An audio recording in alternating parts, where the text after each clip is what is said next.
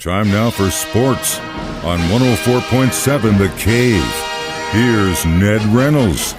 Mike, the intern, Ned Reynolds. It's Monday, and the Kansas City Chiefs are Super Bowl champions again. Your thoughts, sir? Well, I think they are now bordering on, if not officially claimed as a dynasty. It's a very good football team, and best player in the land was the one who guided them to that victory, 25-22 in overtime. Really a very exciting game. I'm not going to go so far as to say it was well played because there were some anxious moments in the game and some loose play. But the fact of the matter remains that Kansas City, in my opinion, had the better team. I don't think there's any question about it. Even behind 1916, I think they had what it takes to be able to get a win.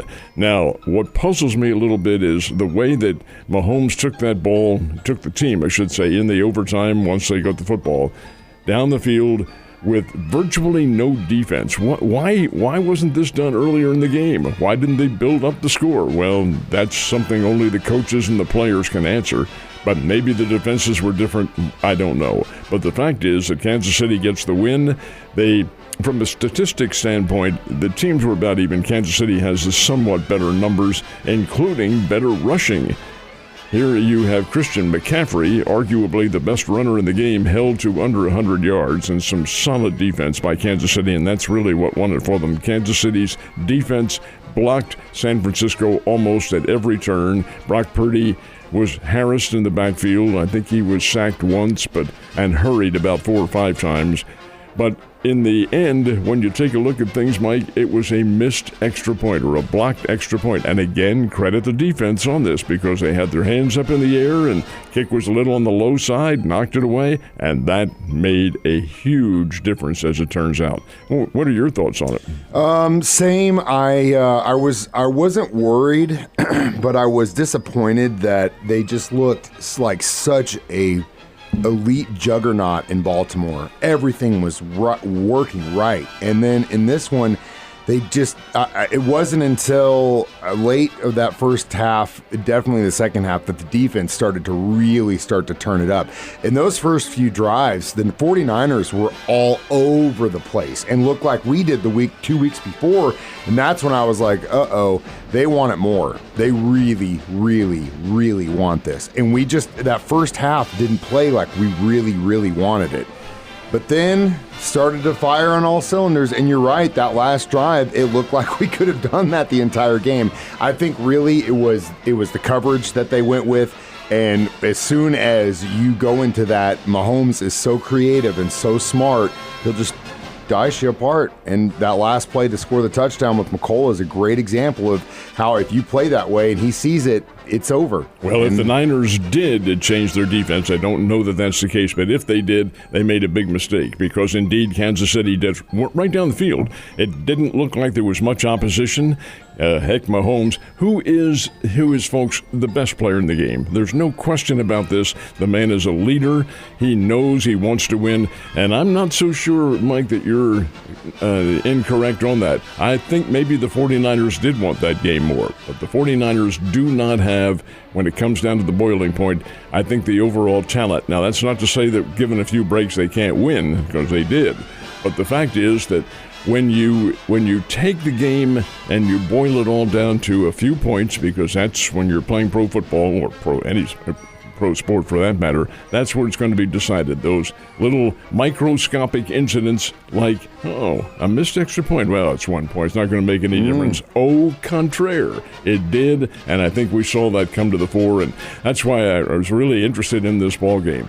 Was I ever worried about the Chiefs? You bet your life I was. When they were down 19-16 and not moving the ball very well, I thought, we've got some problems here. But again, in the long run, you've got Butker, and you have the makings of a very good team. Now, having said all that, hey, celebrate, have your big parades and all that sort of thing. They know exactly what it's like. What are you going to do for me next year when you probably don't have Chris Jones in there? You know, that's one of the great things that our quarterback said as soon as they got a mic in front of them was, we're not done. we're not done. He's already thinking about this next season. Already. He may be. I love it. That may be, but you'll also hear that repeated every time. Hey, we'll be back. We'll be back. We're not done. We'll see. We're not done, baby. I'm proud of them. They overcame adversity. There were so many different one plays that it could have gone any way. If the 49ers continued that drive, ran out the clock, game over. There were so many different variables that just, thank God for the Kansas City Chiefs, my guy. They didn't have the leader. They didn't have the leader. The Chiefs do have the leader out there on the field. Makes a huge difference. Makes all the difference, and I'm sure this won't be the last time we see Purdy. The Chiefs, once again, champions of the Super Bowl. It's even sweeter that we did it inside of the Las Vegas Raiders' home locker room and in their home stadium. It makes me even happier that this whole thing went down. But, yeah, it's over. Now we can rest for a little bit. Almost 62,000 is what the crowd was, which is, of course, a full house at Allegiant Field. But, yeah, it's a very good win for Kansas City, an important win for them, too, because I think it establishes them now as a dynasty. You have Patrick Mahomes, who's still, heck, in his, late 20s now, leading the team. Got a long way before he's ready to hang things up. And the way Kansas City plays with the Andy Reid wide open, hell for leather offense sometimes, and then a controlled offense. It was a very good and substantial win for Kansas City, even though it was overtime, 25-22. I'm glad it didn't go into double overtime, as some of the people had, quote-unquote, predicted would happen. But either way, wear your red and gold proud, Kingdom. It's nice to be a Chiefs fan for a while. But it wasn't the only thing that happened this weekend. We actually had some basketball. Had a whole lot of basketball, as a matter of fact. The Bears had Indiana State, the Missouri Valley Conference leading team in here, and the Bears played very well. They played Indiana State right to the wire. Did not win. And the reason the Bears didn't win is because of the breaks. They went to Indiana State. Missouri State led for much of the game, but Indiana State down the stretch had the firepower to get it done. I've not seen this, Mike, in all the basketball. Indiana State shot 40 trees, made 12 of them, 12 of 40. Now that's 36 points right there that they got, but 40 trees, my gosh, you're shooting the ball right across the midcourt line.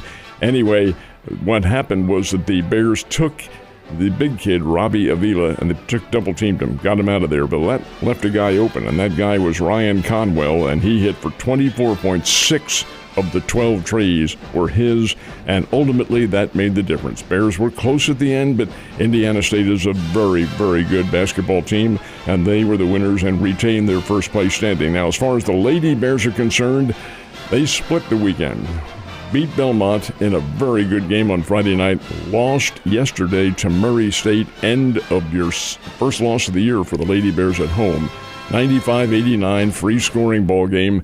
And that's a tough way to go because the Lady Bears were hoping to be able to wrest first place and get it away from Drake and Northern Iowa and those people. And they still have a chance of doing that because it is a long season. The Drury teams split their weekend. Both the Lady Panthers games at Rockhurst and William Jewell were wins for Drury, and both the men's games were losses for Drury. That's on the road. That's their Kansas City swing. And Missouri, boy, the roof is caved in on them. They lose to Mississippi State 75-50. 75-50, and that was up at the Mizzou Arena. This team is 0-11 in the Southeastern Conference. They're headed for last place and headed for, and I'm assuming that all the teams in the SEC get the postseason tournament, but that means they'll play right at the very start, and you didn't want to have to do that. But, hey, that's all part of it.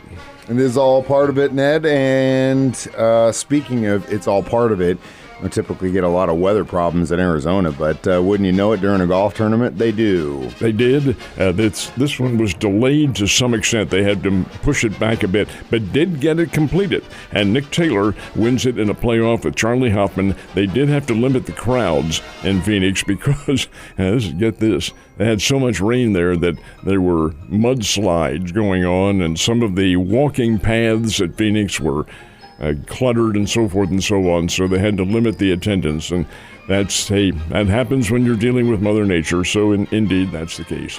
Now, football just had their Super Bowl, of course. When does racing have theirs? Next Sunday. Next Sunday, the Super Bowl of racing is the season opener. Most unusual, Daytona 500. This is Speed Week in Daytona. They have all sorts of testing, and the trucks get in their modified trucks and some of the other levels of NASCAR. But the big ones, the late models, who are really the big deal, have their dual 500s, and that's what they call, or dual 150s, I should say, on Thursday. They're qualifying races, and then the big one, the Daytona 500, is Sunday. So, yeah, a harbinger of spring, to say the very least. And a lot of racing coming up, Ned. You race on out of here, because I'll see you tomorrow. Have a great day, and be safe.